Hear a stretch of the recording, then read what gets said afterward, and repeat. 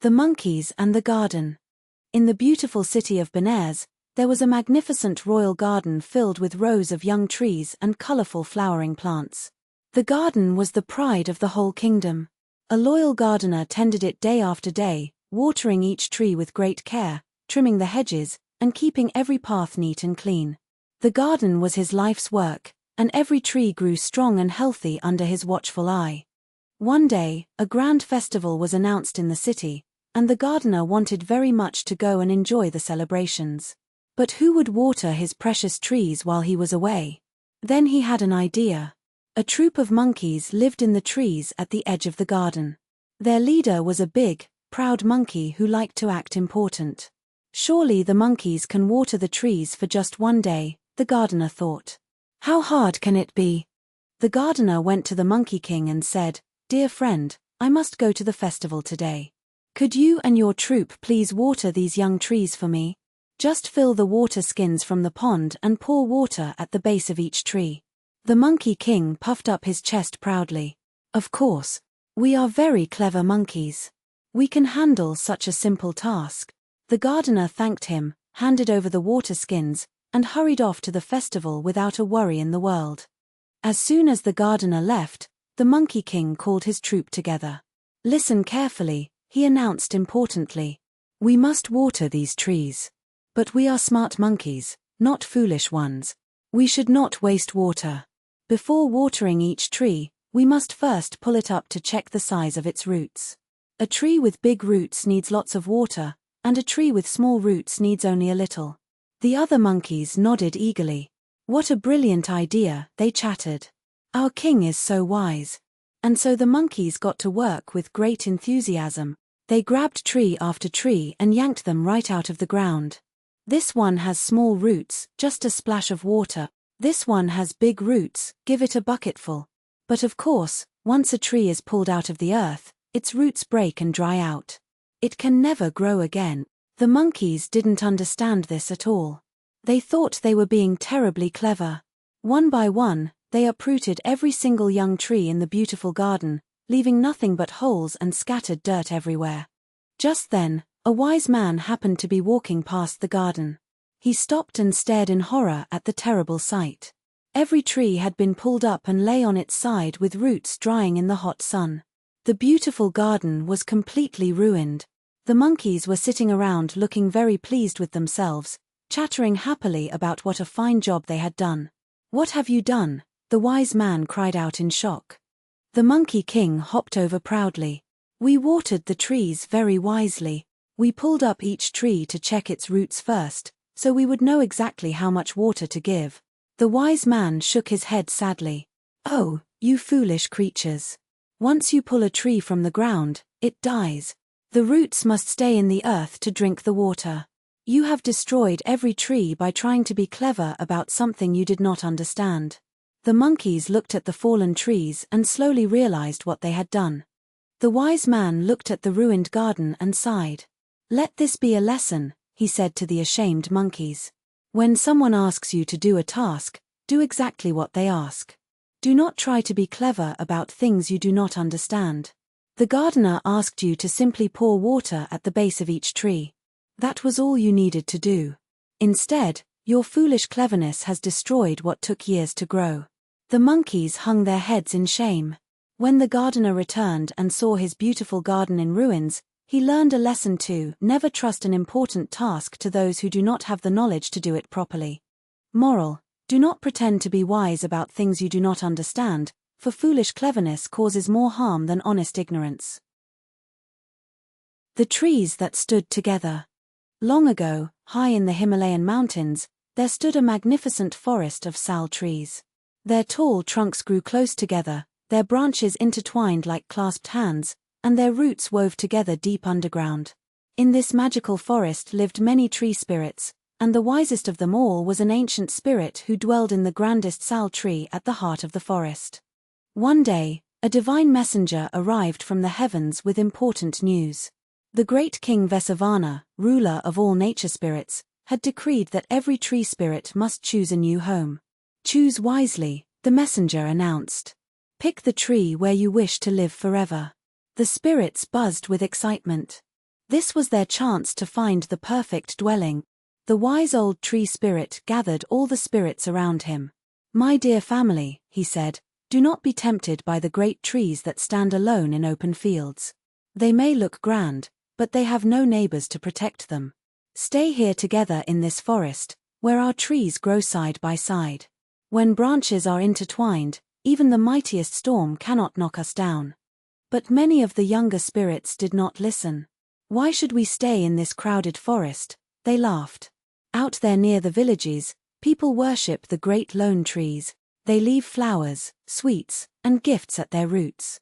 We will be honored like kings." And so, ignoring the old spirit's warning, they packed their belongings and set off toward the towns and villages, eager for fame and offerings. At first, the foolish spirits were delighted with their choice. They settled in magnificent lone trees that towered over the villages. Villagers brought flowers, lit incense, and left delicious offerings at the roots every day. The spirits sat proudly in their branches, enjoying every bit of attention. "How foolish was the old spirit to stay in that boring forest," they said. "This is the life." Meanwhile, back in the Sal forest, the wise spirits lived peacefully together. Their trees sheltered one another from the sun and wind. Little sprite children with wings like flower petals played happily among the tangled roots. The wise old spirit smiled contentedly. "We may not have fine offerings," he told the others, "but we have something far more precious: we have each other." Then one day, dark clouds gathered on the horizon. A terrible storm was coming, the most ferocious storm anyone had ever seen. Thunder crashed, lightning split the sky, and winds howled like 1,000 wild beasts. The storm swept across the land toward the villages where the foolish spirits lived in their proud, solitary trees. The spirits looked up at the darkening sky and felt the first trembles of fear. The storm struck with terrible fury. It tore through the villages, ripping the great lone trees right out of the ground. Branches snapped like twigs, trunks split in half, and mighty trees that had stood for 100 years came crashing down. The terrified spirits tumbled through the air, clutching their little sprite children, their homes destroyed in an instant. Everything they had been so proud of was gone. But when that same mighty storm reached the Sal forest in the Himalayas, something wonderful happened. The wind howled and the rain poured, but the trees stood firm. Their interlocking branches held each other steady, their intertwined roots gripped the earth together, and not a single tree fell. The wise old spirit stood calmly in his great sal tree, arms folded, watching the storm rage harmlessly around the united forest. When the storm passed, the sad, homeless spirits came to the sal forest, carrying their little children in their arms. "We were fools not to listen," they wept. The wise old spirit welcomed them back with open arms and a gentle smile. "Remember this lesson, dear ones," he said. "United, like trees in a forest, a family can weather any storm. But alone, even the mightiest tree will fall." And from that day on, they all lived together, and never forgot the power of standing side by side.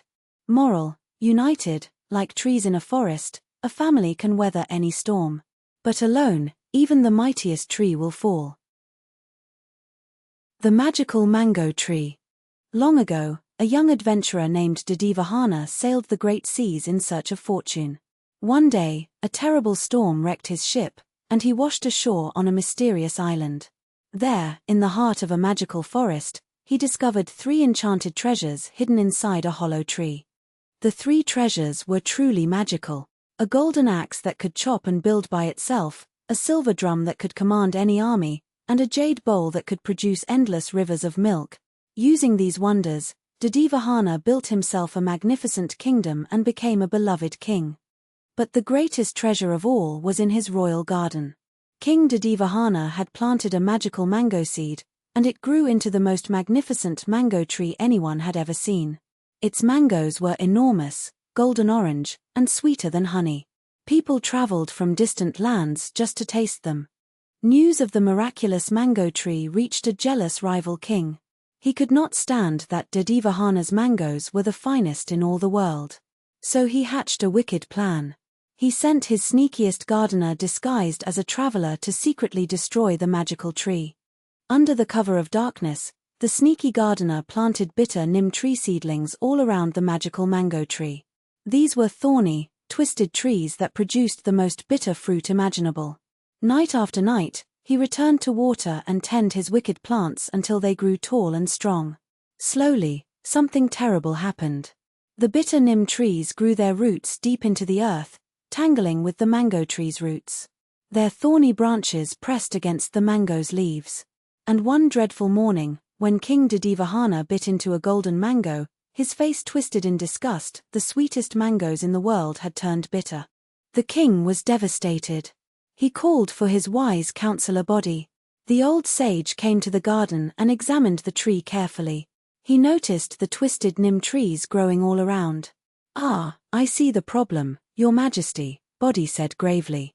"These bitter trees have poisoned your sweet mango with their wicked roots." "What can we do?" asked the king desperately. Bodhi replied, "We must remove every bitter tree. Dig out their roots completely. Then replace the soil with fresh, sweet earth and water the mango tree with milk and honey water.